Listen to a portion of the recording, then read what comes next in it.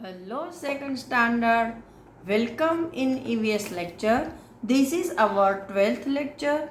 In previous lecture, we have completed our exercise of chapter 2. Now, today also, we are going to complete some more exercise of this chapter. Look at this. In previous lecture, we have start our exercise B and completed up to exercise C. Now today we are going to complete our exercise D. Look at this. Look at the pictures of parts of the body and name them using the words given in the boxes. Look at the pictures of the part of the body. मतलब यहाँ आपकी body के कुछ parts के picture दिए गए हैं, उनको देखो और क्या करना है, name them using the word given in the boxes. और यहाँ पर जो बॉक्सेस है उसमें उसके नाम दिए गए हैं, तो उनको ढूंढकर यहाँ आपको सही नाम इन बॉक्सेस में लिखने हैं। बस इतना ही है, जो कि बहुत ही आसान है। अगर आपने स्पेलिंग लर्न कर लिए हैं तो आपको ये बहुत आसानी से आ जाएगा। भाई आपको पिक्चर देख के तो ये पता है कि इसको टंग बोलते हैं, लेग बोलते हैं, आइस बोलते हैं, लेकिन उसके स्पेलिंग भी तो आने चाहिए, है ना। तो चलो सबसे पहले ये किसका पिक्चर है, यस टंग का, है ना। तो टंग का स्पेलिंग कौन से लेटर से शुरू होता है, टी। ओके, तो TONG टंग। वापस TONG टंग। तो यहाँ हम लिखेंगे TONGUE टंग। ये टंग का स्पेलिंग हो गया। नेक्स्ट वन, ये है हमारे लेग्स। तो लेग्स का स्पेलिंग तो देखो ऊपर ही है, LEGS लेग्स। तो यहाँ मैं लिखूँगी LEGS लेग्स। नेक्स्ट ये कौन है, आइस। तो आइस का स्पेलिंग भी यहीं पर है, EYES आइस। फिर ये कौन है, तो के हमारा स्टमक है। कौन है, स्टमक, पेट। तो उसका स्पेलिंग भी इधर ही है। लेकिन बेटा ये सारे स्पेलिंग लर्न करना, हाँ, STOMACH। क्योंकि जैसे ही स्कूल ओपन होंगे और आप स्कूल आओगे तो आपको स्पेलिंग तो ज़रूर पूछे जाएंगे। ओके, नाउ ये है हमारा हार्ट। तो हार्ट का स्पेलिंग होता है H से, HEART हार्ट। तो HEART हार्ट। देखो यहाँ से भी आपको 5 स्पेलिंग मिल गए। तो जहाँ से भी आपको दिखते हैं स्पेलिंग लर्न करते जाओ, ठीक है। चलो next question number E, answer the following questions. मतलब नीचे आपको कुछ क्वेश्चन दिए हैं, उनके आंसर आपको लिखने हैं। अभी देखो यहाँ तो कितने बड़े बड़े क्वेश्चन एक एक सेंटेंस के हैं, और अगर आपको स्पेलिंग नहीं आया तो आप आंसर कैसे लिखोगे, हैं। चलो मैं आपको रीड भी करके दूंगी इंग्लिश में जब आपकी एग्ज़ाम होगी, लेकिन आंसर तो आपको खुद को लिखने पड़ेंगे ना। तो इसलिए स्पेलिंग लर्न करो। चलो question number 1, which organ help us to smell thing. Which organ मतलब कौन सा हमारे बॉडी का ऑर्गन है वो हमें चीज़ों को सूंघने में मदद करता है। तो उसका आंसर हम क्या देंगे, देखो इसके आंसर है, यहाँ पर तो लिखने की प्लेस नहीं है, है ना।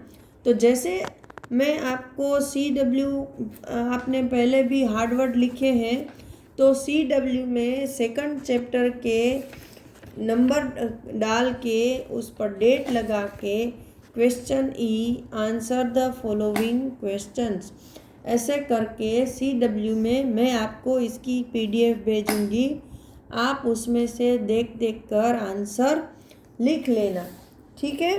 तो पहला क्वेश्चन है which organ help us to smell thing. उसका आंसर है विच की जगह आप सिर्फ नोज डाल दो। क्या डाल दोगे? विच ऑर्गन की जगह nose helps us to smell thing और क्वेश्चन मार्क की जगह फुल स्टॉप आ जाएगा। तो यहाँ पर क्या करना है, वापस बता रही हूँ। विच ऑर्गन इतना पोर्शन को निकाल दो, इसकी जगह डाल दो नोज, फिर वही सेंटेंस डाल देना है। सिर्फ एक स्पेलिंग लर्न करोगे तो पूरा आंसर आ जाएगा। देखो विच ऑर्गन निकाल दिया, फिर यहाँ लिखोगे NOSE nose helps us to smell things और ये क्वेश्चन मार्क निकाल के वहाँ पर फुल स्टॉप डाल देना है। हो गया आपका आंसर।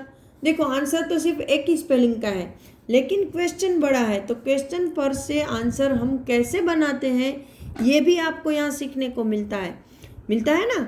चलो now second, which organ help us to digest the food we eat. देखो इधर भी ऐसे ही है, विच ऑर्गन है तो उसको निकाल दो, उसकी जगह क्या डाल दोगे? अवर स्टमक या सिर्फ स्टमक। स्टमक का स्पेलिंग लिख दो STOMACH, फिर ये वापस वही डाल दो, stomach help us to digest the food we eat और क्वेश्चन मार्क निकाल के यहाँ पर फुल स्टॉप डाल दिया। कितना आसान है। देखो दो क्वेश्चन तो हो गए। Number 3, what are internal parts of the body. भाई ये थोड़ा आपके लिए हार्ड है, लेकिन लर्न करने से तो कुछ भी आ सकता है ना। दुनिया में ऐसी कोई चीज़ नहीं है जो हम ना सीख पाए अगर सीखना चाहें। तो इसका थोड़ा सा आंसर बड़ा है कि हमारे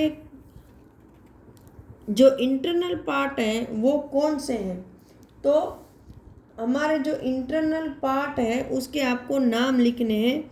यहाँ पे आप लिख सकते हो brain, heart, lung, stomach, bones, muscles.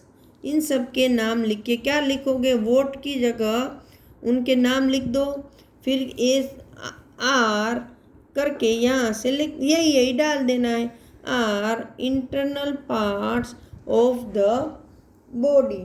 ऐसा भी लिख सकते हो कि the internal parts of the body are करके आप इंटरनल पार्ट्स के नाम लिख सकते हो। अगर ऐसे नहीं समझ में आ रहा है तो वोट की जगह हमारे इंटरनल पार्ट्स के नाम लिख दो, और जैसे पहले 2 क्वेश्चन में मैंने सिखाया था वैसे are internal parts of the body करके फुल स्टॉप कर दो, ये भी चलेगा।